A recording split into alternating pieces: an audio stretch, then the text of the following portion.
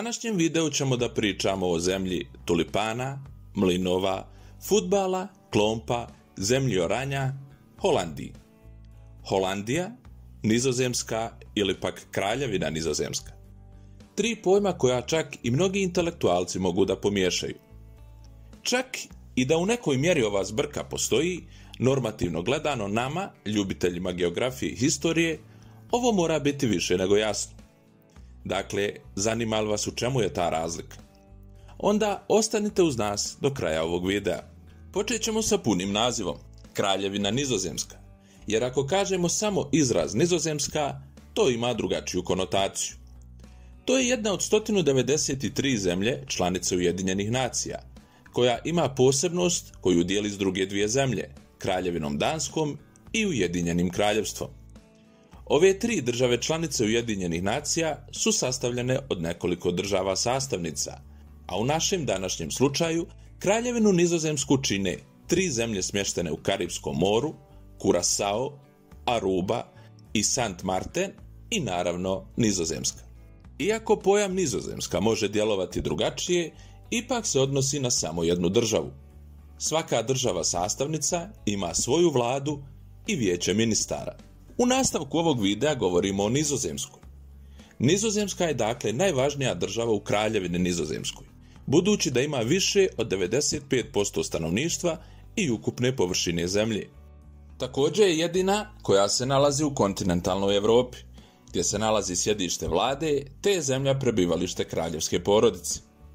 Sada ćemo govoriti o podjeli ove konstitutivne zemlje, koja se sastoji od 12 provincija, odnosno pokrajina, i tri posebne općine koje čine nizozemske Karibe, Bonaire, Saint Eustatius i Saba.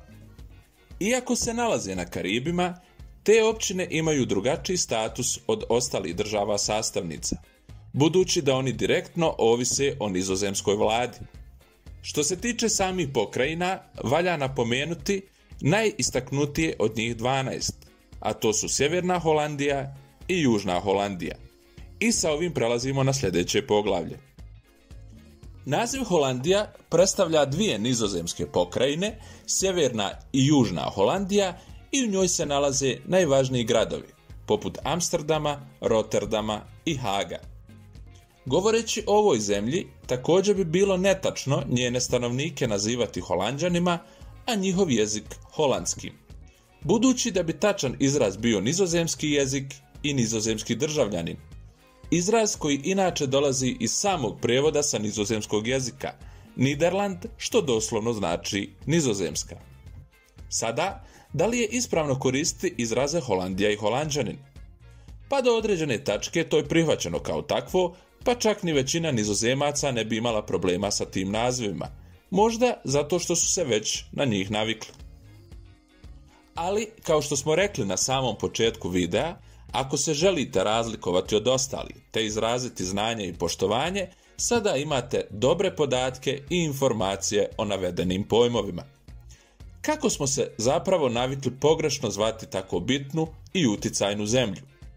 Zapravo, mnogo prije ujedinjenja Nizozemske 1815. godine, nakon Napoleonovih ratova, regije Sjeverne i Južne Holandije već su bile dobro poznate u pomorskom svijetu, još s početka 17. stoljeća. Obje regije su bile značajan dio većine trgovačkih puteva, zahvaljujući njihovom strateškom i geografskom položaju. Stoga, kada su mornari odgovarali na pitanja gdje idu, spominjali su Holandiju, te je taj naziv s vremenom postao sinonim za zemlju koja je trenutno konsolidovana kao Kraljevina Nizozemska.